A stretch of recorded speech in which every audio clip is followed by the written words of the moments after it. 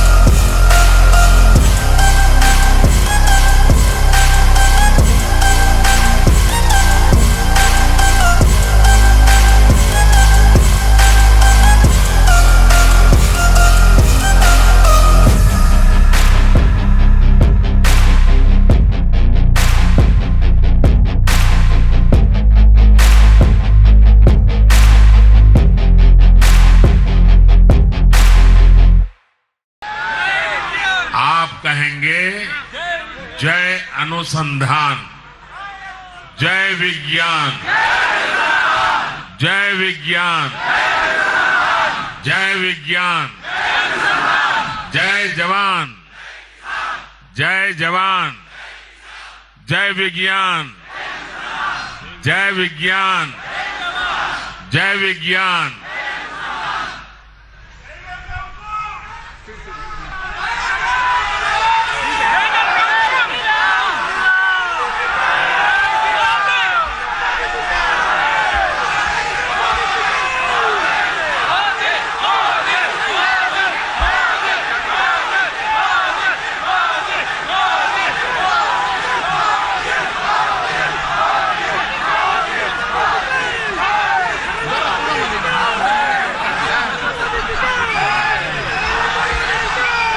सूर्योदय की बेला हो और बेंगलुरु का ये नजारा हो,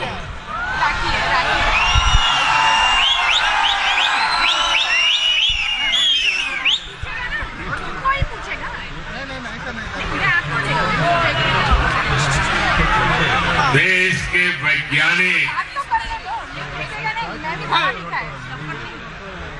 देश को जब इतनी बड़ी सौगात देते हैं, आप कहेंगे जय अनुसंधान, जय विज्ञान, जय विज्ञान, जय विज्ञान, जय जवान, जय जवान, जय विज्ञान, जय विज्ञान, जय विज्ञान।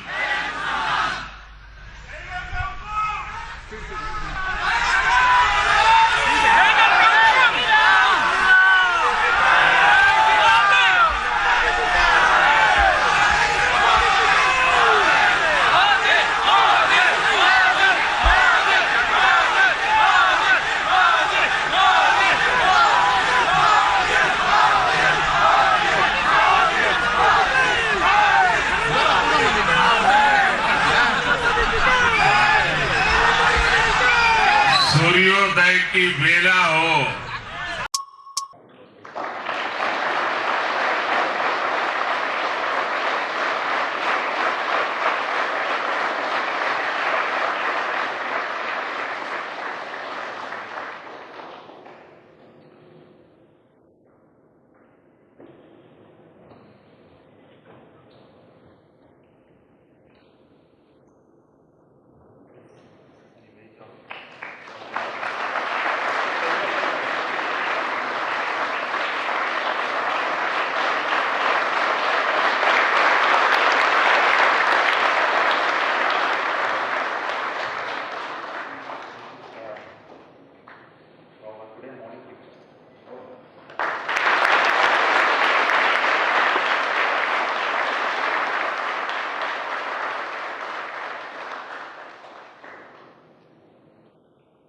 Shows the Indian flag on the wall.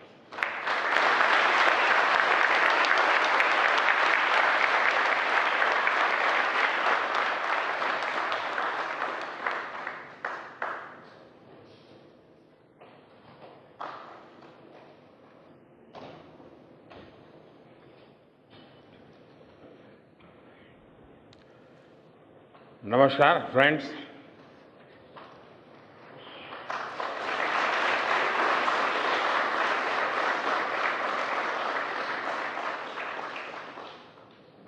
आप सभी के बीच आकर आज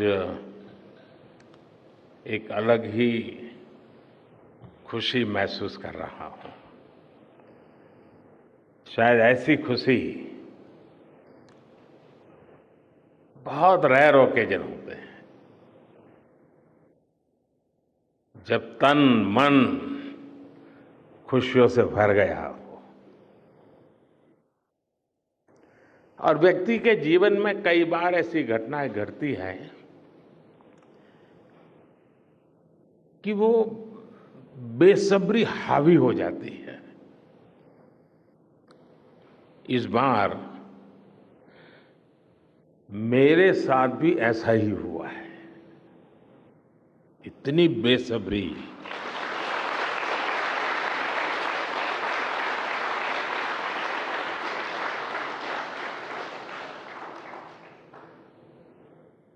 मैं साउथ अफ्रीका में था, फिर ग्रीस का कार्यक्रम था तो वहां चला गया, लेकिन मेरा मन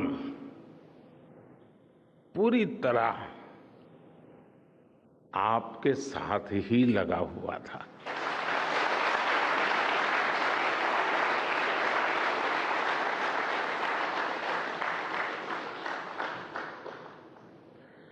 लेकिन कभी कभी लगता है कि मैं आप लोगों के साथ अन्याय कर देता हूं। बेसब्री मेरी और मुसीबत आपकी। इतनी सवेरे सवेरे आप सभी को और इतना और टाइम, लेकिन बस मन कर रहा था जाऊं आपको नमन करूं। आपको दिक्कत हुई होगी, लेकिन मैं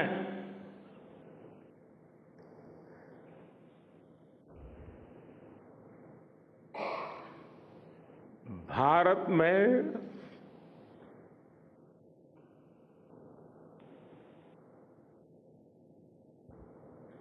आते ही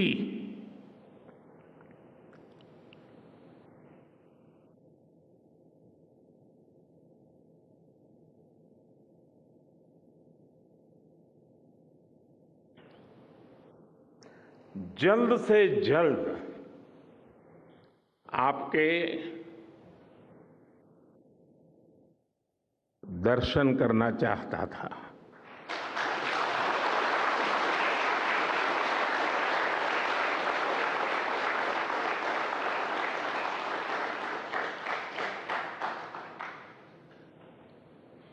आप सबको सैल्यूट करना चाहता था।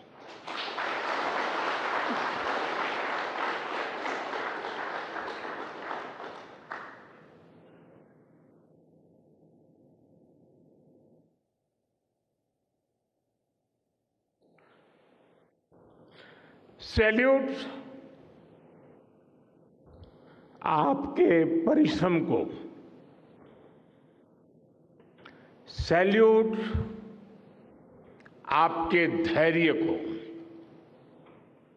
सैल्यूट आपकी लगन को, सैल्यूट आपकी जीवटता को, सैल्यूट आपके जज्बे को। आप देश को जिस ऊंचाई पर लेकर गए हैं, ये कोई साधारण सफलता नहीं है। ये अनंत अंतरिक्ष में भारत के वैज्ञानिक सामर्थ्य का शंखनाद है।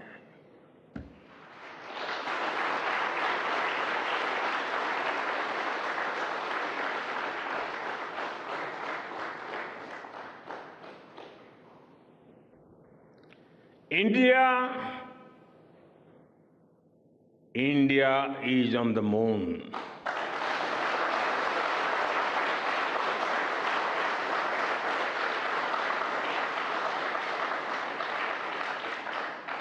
We have our national pride placed on the moon.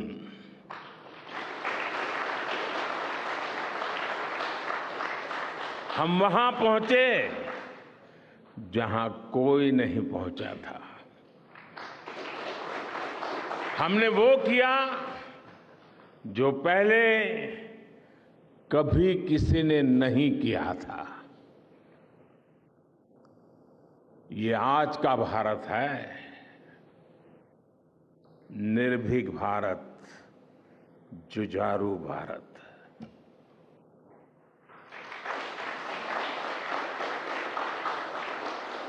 ये वो भारत है जो नया सोचता है, नए तरीके से सोचता है, जो डार्क जोन में जाकर भी दुनिया में रोशनी की किरण फैला देता है।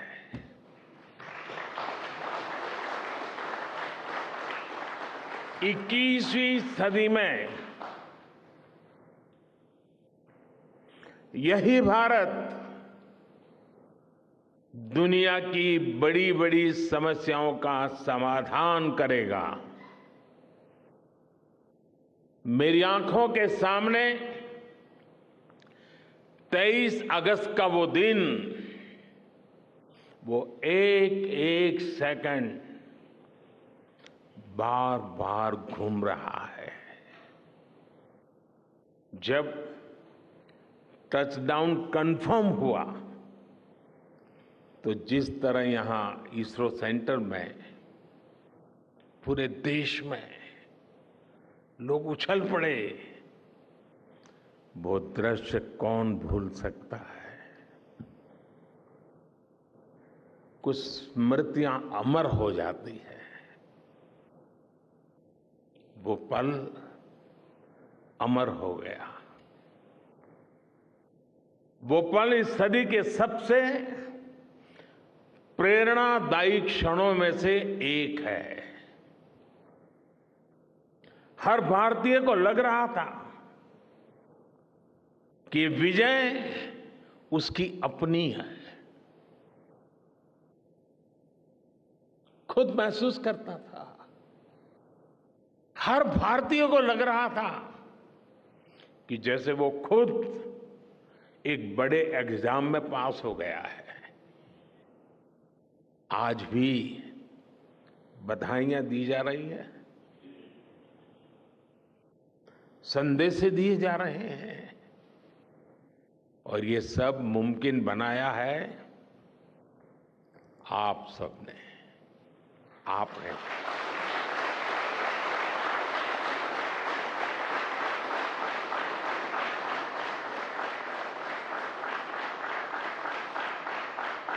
देश के मेरे वैज्ञानिकों ने ये मुमकिन बनाया है। मैं आप सबका जितना गुणगान करूं वो कम है।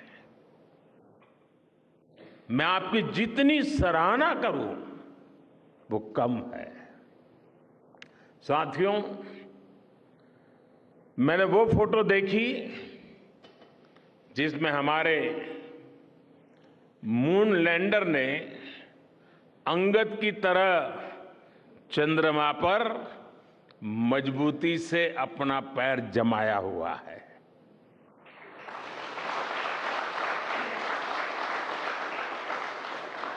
एक तरफ विक्रम का विश्वास है तो दूसरी तरफ प्रज्ञान का पराक्रम है।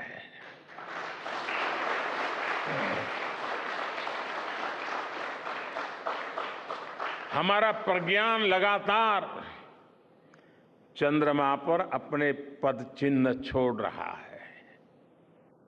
अलग अलग कैमरों से ली गई जो तस्वीरें अभी रिलीज हुई और मुझे देखने का सौभाग्य मिला, वो अद्भुत है। मानव सभ्यता में पहली बार धरती के लाखों साल के इतिहास में पहली बार उस स्थान की तस्वीर मानव अपनी आंखों से देख रहा है। और ये तस्वीर दुनिया को दिखाने का काम भारत ने किया है।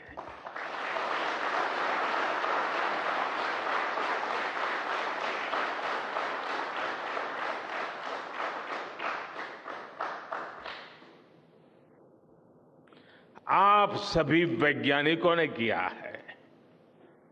आज पूरी दुनिया भारत की साइंटिफिक स्पिरिट का,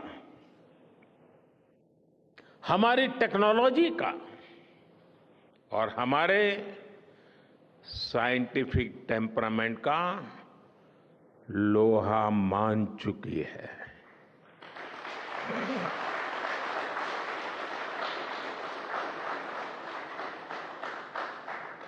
चंद्रयान महाअभियान सिर्फ भारत की नहीं बल्कि पूरी मानवता की सफलता है।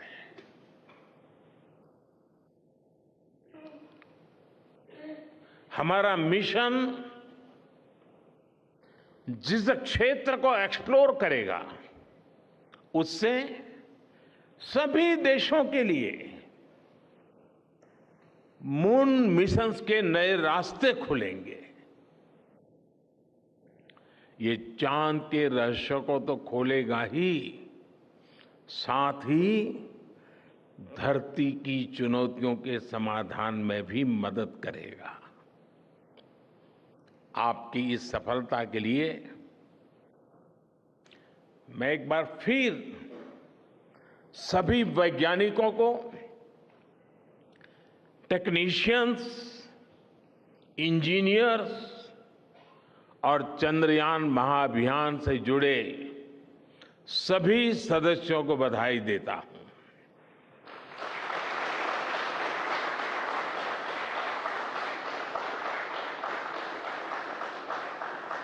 मेरे परिवारजनों,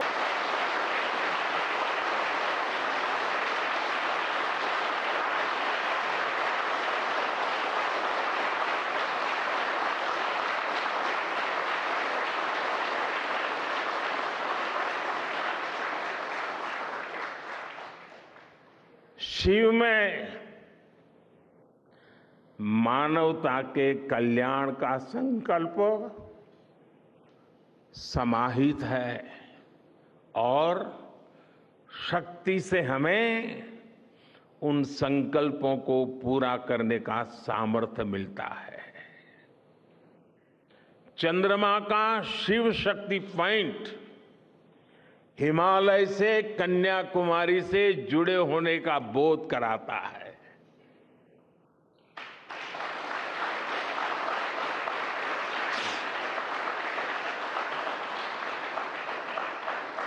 हमारे ऋषियों ने कहा है येन येन कर्माण्य पशो मनीषिणो यज्ञे कुण्वन्ति वित्तेषु धीरः यत्पूर्व यक्षमन्तः प्रजानां तन्मे मनः शिव संकल्पम अस्तु। अर्थात जिस मन से हम कर्तव्य कर्म करते हैं, विचार और विज्ञान को गति देते हैं और जो सबके भीतर मौजूद है, वो मन शुभ और कल्याणकारी संकल्पों से जुड़े।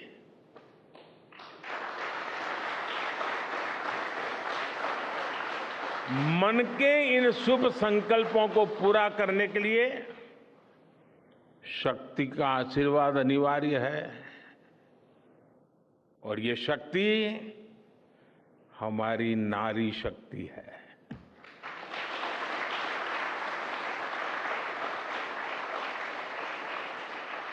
हमारी माताएं बहनें हैं। हमारे यहां कहा गया है, सृष्टि स्थिति विनाशानाम शक्ति भूते सनातनी। अर्थात निर्माण से प्रलय तक पूरी सृष्टि का आधार नारी शक्ति ही है।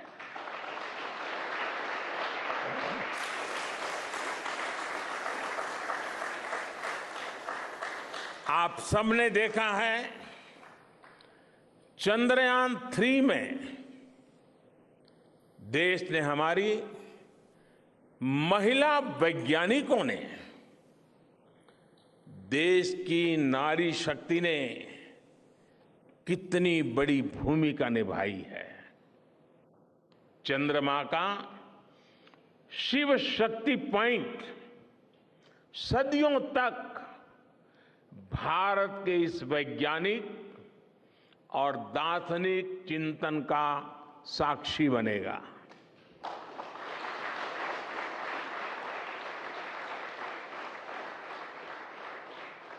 ये शिव शक्ति पॉइंट आने वाली पीढ़ियों को प्रेरणा देगा कि हमें विज्ञान का उपयोग मानवता के कल्याण के लिए ही करना है। मानवता का कल्याण, यही हमारा सुप्रीम कमिटमेंट है। साथियों, एक और नामकरण काफी समय से लंबित है। 4 साल पहले जब चंद्रयान 2 चंद्रमा के पास तक पहुंचा था, जहां उसके पदचिन्ह पड़े थे, तब ये प्रस्ताव था कि उस स्थान का नाम तय किया जाए। लेकिन उन परिस्थितियों में निर्णय लेने के स्थान पर हमने प्रण लिया कि जब चंद्रयान 3 सफलतापूर्वक चांद पर पहुंचेगा, तब हम दोनों पॉइंट का नाम एक साथ रखेंगे।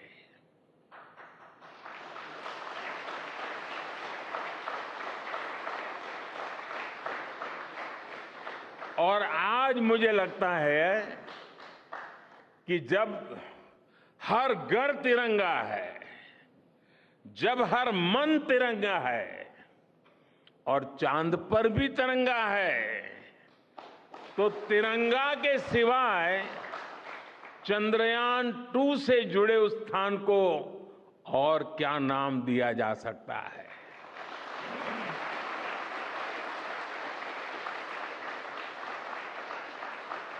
इसलिए चंद्रमा के जिस स्थान पर चंद्रयान 2 ने अपने पदचिन्ह छोड़े हैं, वो पॉइंट अब तिरंगा कहलाएगा।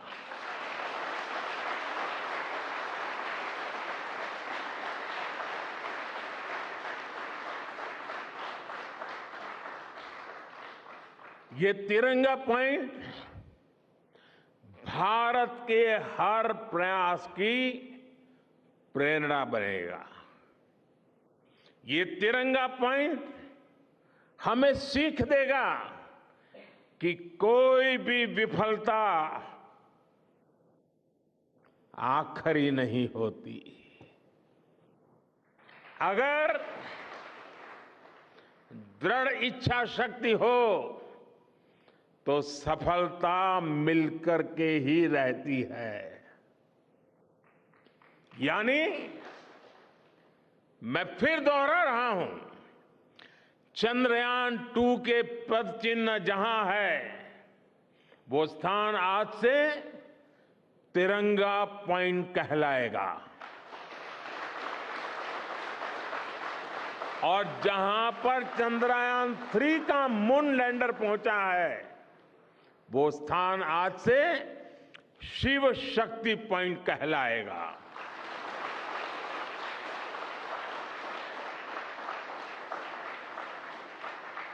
साथियों, आज भारत दुनिया का चौथा ऐसा देश बन चुका है जिसने चंद्रमा की सतह को छुआ है। ये सफलता तब और अधिक बड़ी हो जाती है जब हम ये देखते हैं कि भारत ने अपनी यात्रा कहां से शुरू की थी। एक समय था जब भारत के पास जरूरी तकनीक नहीं थी, सहयोग भी नहीं था। हमारी गिनती थर्ड वर्ल्ड यानी थर्ड रो में खड़े देशों में होती थी। थर्ड वर्ल्ड थर्ड रो में खड़े हुए लोगों में होती थी। वहां से निकलकर आज भारत दुनिया की 5वीं सबसे बड़ी अर्थव्यवस्था बना है।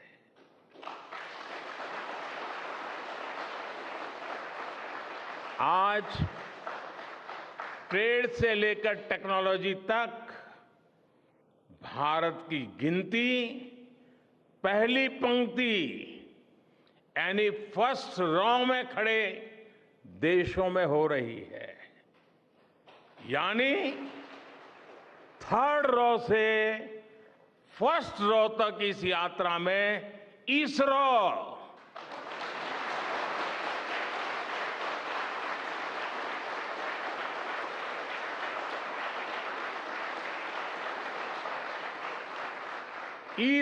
जैसी संस्थानों की बहुत बड़ी भूमिका रही है। आपने आज मेक इन इंडिया को चांद तक पहुंचा दिया है।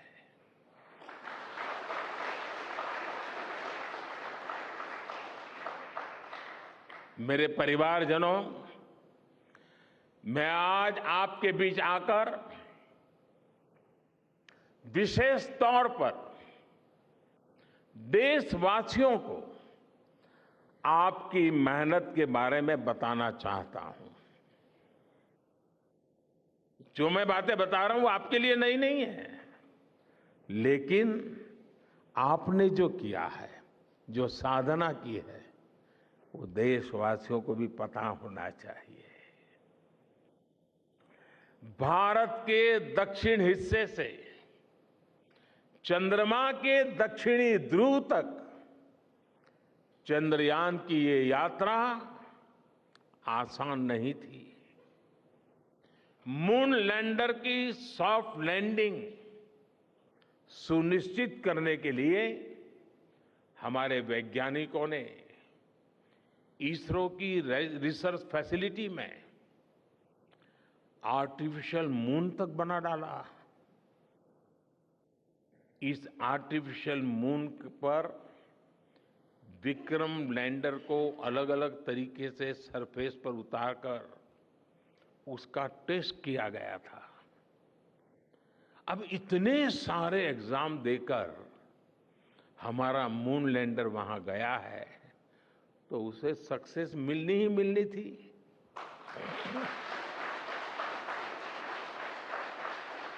साथियों, आज जब मैं देखता हूं कि भारत की युवा पीढ़ी साइंस को लेकर, स्पेस को लेकर, इनोवेशन को लेकर इतनी एनर्जी से भरी हुई है, तो उसके पीछे हमारे ऐसे ही स्पेस मिशंस की सफलता है। मंगलयान की सफलता ने, चंद्रयान की सफलता ने, गगनयान की तैयारी ने देश की युवा पीढ़ी को एक नया मिजाज दे दिया है। आज भारत के छोटे छोटे बच्चों की जुबान पर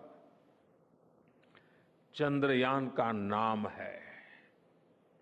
आज भारत का हर बच्चा आप वैज्ञानिकों में अपना भविष्य देख रहा है। इसलिए आपकी उपलब्धि सिर्फ ये नहीं है कि आपने चांद पर तिरंगा लहराया, लेकिन आपने एक और बड़ी उपलब्धि हासिल की है, और वो उपलब्धि है भारत की पूरी पीढ़ी को जागृत करने की, उसे नई ऊर्जा देने की।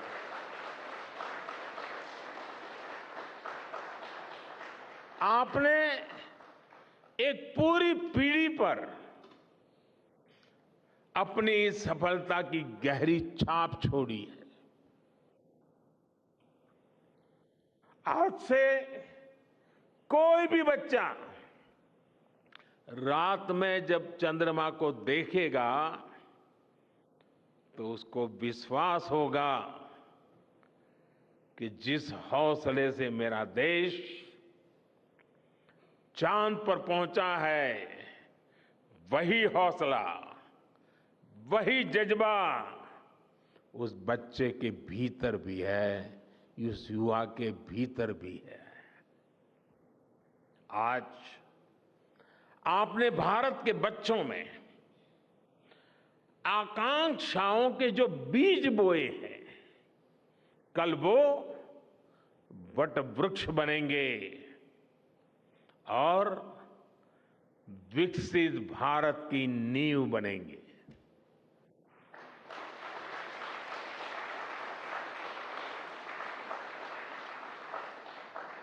हमारी युवा पीढ़ी को निरंतर प्रेरणा मिलती रहे,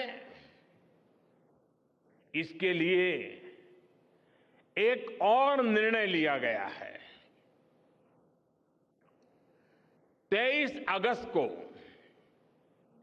जब भारत ने चंद्रमा पर तिरंगा फहराया, उस दिन को अब हिंदुस्तान नेशनल स्पेस डे के रूप में मनाया जाएगा।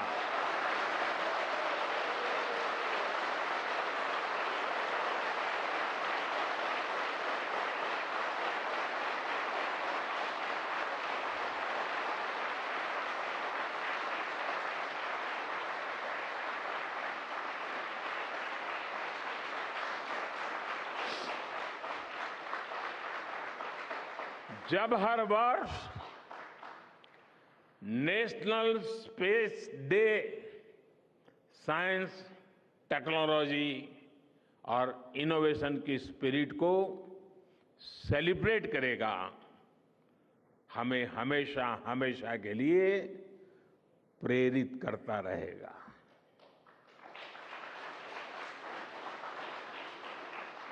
मेरे परिवारजनों, आप भी जानते हैं कि स्पेस सेक्टर का जो सामर्थ्य है वो सैटेलाइट लॉन्च करने या अंतरिक्ष की खोज से कहीं ज्यादा बड़ा है। स्पेस सेक्टर की एक बहुत बड़ी ताकत है जो मैं देखता हूं, वो है ईज ऑफ लिविंग और ईज ऑफ गवर्नेंस। आज देश में स्पेस एप्लीकेशंस को गवर्नेंस के हर पहलू से जोड़ने की दिशा में बहुत बड़ा काम हुआ है। आप लोगों ने जब मुझे प्रधानमंत्री के रूप में काम का दायित्व दिया, तो प्रधानमंत्री बनने के बाद मैंने भारत सरकार के जॉइंट सेक्रेटरी लेवल के ऑफिसर्स की स्पेस साइंटिस्ट के साथ एक वर्कशॉप करवाई थी और इसका मकसद ये था कि गवर्नेंस में, शासन व्यवस्था में ट्रांसपेरेंसी लाने में स्पेस सेक्टर की ताकत का ज्यादा से ज्यादा इस्तेमाल कैसे करें। तब किरण जी शायद हम लोगों के साथ काम करते थे। इसी का नतीजा था जब देश ने स्वच्छ भारत अभियान शुरू किया, शौचालयों का निर्माण शुरू किया, करोड़ों घरों को बनाने का अभियान चलाया, तो इन सब के मॉनिटरिंग के लिए, उसकी प्रगति के लिए स्पेस साइंस ने बहुत मदद की। आज देश में दूर दराज के इलाके में एजुकेशन, कम्युनिकेशन और हेल्थ सर्विसेज पहुंचाने में स्पेस सेक्टर की बहुत बड़ी भूमिका है। इन दिनों आजादी के अमृत महोत्सव के निमित्त जो जिले जिले में अमृत सरोवर बन रहे हैं, उसका भी टैगिंग, उसकी भी मॉनिटरिंग स्पेस के द्वारा ही हो रही है। बिना स्पेस टेक्नोलॉजी के हम टेलीमेडिसिन और टेली एजुकेशन की कल्पना तक नहीं कर सकते। स्पेस साइंस ने देश के रिसोर्सेज के ऑप्टिमम यूटिलाइजेशन में भी बहुत मदद की है। हमारे देश के एग्रीकल्चर सेक्टर को ताकत देने में, मौसम का अनुमान लगाने में स्पेस सेक्टर जो मदद करता है, वो देश का हर किसान जानता है। आज वो देख लेता है अपने मोबाइल पर अगले सप्ताह मौसम का क्या हाल है। देश के करोड़ों मछुआरों को आज नाविक सिस्टम से जो सटीक जानकारी मिल रही है, वो भी आप ही की देन है। आज जब देश में बाढ़ आती है, कोई प्राकृतिक आपदा आती है, भूकंप आता है, तो हालात की गंभीरता का पता लगाने में आप सबसे पहले आगे आते हैं। जब साइक्लोन आता है तो हमारी सैटेलाइट्स उसका सारा रूट बताती है, सारी टाइमिंग बताती है और लोगों की जान भी बचती है, संपत्ति भी बचती है। और सिर्फ साइक्लोन के कारण जो संपत्ति बचती है ना, उसका अगर जोड़ लगा दें तो आज स्पेस का जो खर्चा है उससे वो ज्यादा हो जाता था।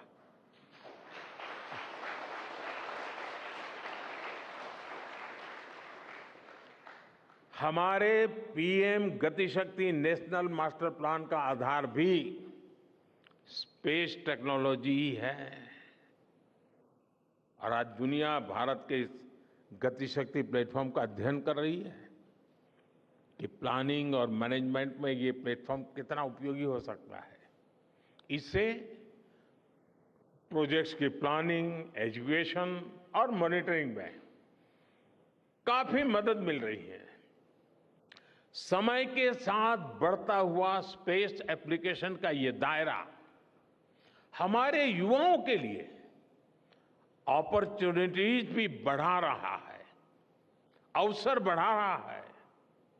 और इसलिए आज मैं एक सुझाव भी देना चाहता हूं और मैं चाहूंगा कि आपके यहां से जो रिटायर्ड लोग हैं वे इसमें काफी मदद कर सकते हैं। अब ये मत बोलिएगा कि इतनी सुबह सुबह मोदी जी यहां आए और कुछ काम भी दे करके जा रहे हैं। साथियों, मैं चाहूंगा कि इसरो केंद्र सरकार के विभिन्न मंत्रालय और राज्य सरकारें मिलकर गवर्नेंस में स्पेस टेक्नोलॉजी पर एक नेशनल हैकाथॉन का आयोजन करें। इस हैकाथॉन में ज्यादा से ज्यादा युवा, ज्यादा से ज्यादा यूनिवर्सिटी, ज्यादा से ज्यादा नौजवान वो शामिल हो, जुड़े। मुझे विश्वास है ये नेशनल हैकाथॉन हमारी गवर्नेंस को और प्रभावी बनाएगा, देशवासियों को मॉडर्न सॉल्यूशंस देगा। और साथियों, आपके अलावा मैं अपनी युवा पीढ़ी को एक और टास्क अलग से देना चाहता हूं। और होमवर्क के दिए बिना बच्चों को काम करने का मजा नहीं आता है। आप सब जानते हैं कि भारत वो देश है जिसने हजारों वर्ष पूर्व ही धरती के बाहर अनंत अंतरिक्ष में देखना शुरू कर दिया था। हमारे यहां सदियों पहले अनुसंधान परंपरा के आर्यभट्ट, ब्रह्मगुप्त, वराहमिहिर और भास्कराचार्य जैसे ऋषि मनीषी हुए थे। जब धरती के आकार को लेकर भ्रम था, तब आर्यभट्ट ने अपने महान ग्रंथ आर्यभट्टीय में धरती के गोलाकार होने के बारे में विस्तार से लिखा था। उन्होंने एक्सिस पर पृथ्वी की रोटेशन और उसकी परिधि की गणना भी लिख दी थी। इसी तरह सूर्य सिद्धांत जैसे ग्रंथों में भी कहा गया है, सर्वत्रैव महिगोले, सर्वत्रैव महिगोले स्वस्थानम उपरि स्थितम मन्यन्ते खेयतो गोलस तस्य क्व ऊर्ध्वं क्व वादः। अर्थात पृथ्वी पर कुछ लोग अपनी जगह को सबसे ऊपर मानते हैं, लेकिन ये गोलाकार पृथ्वी तो आकाश में स्थित है, उसमें ऊपर और नीचे क्या हो सकता है, ये उस समय लिखा गया था। ये तो मैंने सिर्फ एक श्लोक बताया है। ऐसी अनगिनत रचनाएं हमारे पूर्वजों ने लिखी हुई है। सूर्य, चंद्रमा और पृथ्वी के एक दूसरे के बीच में आने से ग्रहण की जानकारी हमारे कितने ही ग्रंथों में लिखी हुई पाई जाती है।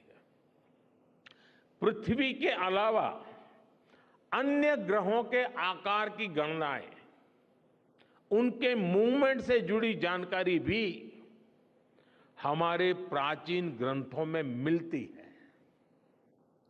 हमने ग्रहों और उपग्रहों की गति को लेकर इतना सूक्ष्म गणनाएं करने की वो काबिलियत हासिल की थी कि हमारे यहां सैकड़ों वर्ष आगे के पंचांग यानी कैलेंडर्स बनाए जाते थे। इसलिए मैं इससे जुड़ा एक टास्क अपनी नई पीढ़ी को देना चाहता हूं, स्कूल कॉलेज के बच्चों को देना चाहता हूं। मैं चाहता हूं कि भारत के शास्त्रों में जो खगोलीय सूत्र है उन्हें साइंटिफिकली प्रूव करने के लिए, नए सिरे से उनके अध्ययन के लिए नई पीढ़ी आगे आए। ये हमारी विरासत के लिए भी जरूरी है और विज्ञान के लिए भी जरूरी है। आज जो स्कूल के, कॉलेज के, यूनिवर्सिटी के स्टूडेंट्स हैं, रिसर्चर्स हैं, उन पर एक तरह से ये दोहरा दायित्व है। भारत के पास विज्ञान के ज्ञान का जो खजाना है, वो गुलामी के लंबे कालखंड में दब गया है, छिप गया है। आजादी के इस अमृत काल में हमें इस खजाने को भी खंगालना है, उस पर रिसर्च करनी है और दुनिया को भी बताना है। दूसरा दायित्व ये कि हमारी युवा पीढ़ी को आज के आधुनिक विज्ञान, आधुनिक टेक्नोलॉजी को नए आयाम देने हैं। समंदर की गहराइयों से लेकर आसमान की ऊंचाई तक, आसमान की ऊंचाई से लेकर अंतरिक्ष की गहराई तक आपके लिए करने के लिए बहुत कुछ है। आप डीप अर्थ को भी देखिए और साथ ही डीप सी को भी एक्सप्लोर करिए। आप नेक्स्ट जनरेशन कंप्यूटर बनाइए और साथ ही जेनेटिक इंजीनियरिंग में भी अपना सिक्का जमाइए। भारत में आपके लिए नई संभावनाओं के द्वार लगातार खुल रहे हैं। 21वीं सदी के इस कालखंड में जो देश साइंस और टेक्नोलॉजी में बढ़त बना ले जाएगा, वो देश सबसे आगे बढ़ जाएगा। साथियों, आज बड़े बड़े एक्सपर्ट्स कह रहे हैं कि अगले कुछ वर्षों में भारत की स्पेस इंडस्ट्री $8 बिलियन से बढ़कर $16 बिलियन की हो जाएगी। सरकार भी इस बात की गंभीरता को समझते हुए स्पेस सेक्टर में लगातार रिफॉर्म कर रही है। हमारे युवा भी कमर कसकर तैयार है। आपको जानकर सुखद आश्चर्य होगा कि पिछले 4 साल में स्पेस सेक्टर में काम करने वाले स्टार्टअप की संख्या 4 से बढ़कर करीब करीब 150 हो गई है। हम कल्पना कर सकते हैं कि अनंत आकाश में कितनी अनंत संभावनाएं भारत का इंतजार कर रही हैं। वैसे कुछ दिन बाद 1 सितंबर से MyGov हमारे चंद्रयान मिशन को लेकर बहुत बड़ा क्विज कंपटीशन लॉन्च करने वाला है। हमारे देश के स्टूडेंट्स इससे भी शुरुआत कर सकते हैं। मैं देश भर के स्टूडेंट से आग्रह करूंगा कि आप सभी बड़ी संख्या में इससे जुड़े। मेरे परिवारजनों, देश की भावी पीढ़ी को आपका मार्गदर्शन बहुत आवश्यक है। आप जो इतने सारे इंपॉर्टेंट मिशंस पर काम कर रहे हैं, वो आने वाली पीढ़ी ही आगे ले जाने वाली है। आप उन सभी के रोल मॉडल हैं। आपकी रिसर्च और आपकी वर्षों की तपस्या, मेहनत ने साबित किया है कि आप जो ठान लेते हैं वो आप करके दिखाते हैं। देश के लोगों का विश्वास आप पर है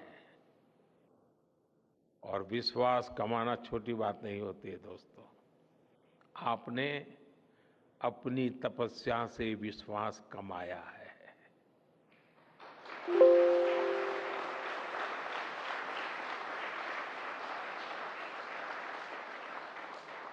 देश के लोगों का आशीर्वाद आप पर है। इसी आशीर्वाद की ताकत से, देश के प्रति इसी समर्पण भाव से भारत साइंस एंड टेक्नोलॉजी में ग्लोबल लीडर बनेगा। और मैं आपके बीच